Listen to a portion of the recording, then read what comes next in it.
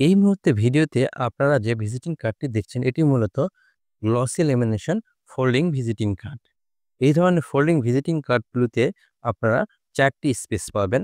১ম টি কভার, ঠিক তার ভিতরে ২ টি স্পেস পাবেন এবং ব্যাক সাইডে ১ টি, টোটাল ৪ টি স্পেস পাবেন।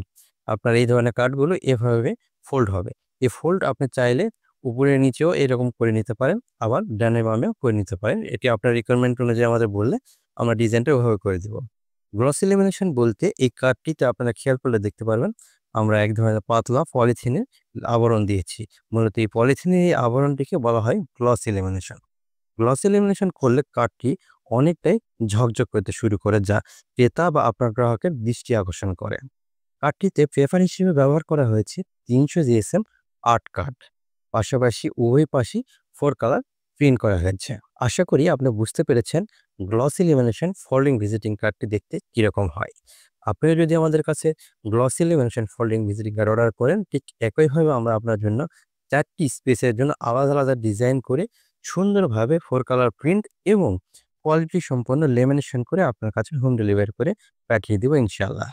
ধন্যবাদ।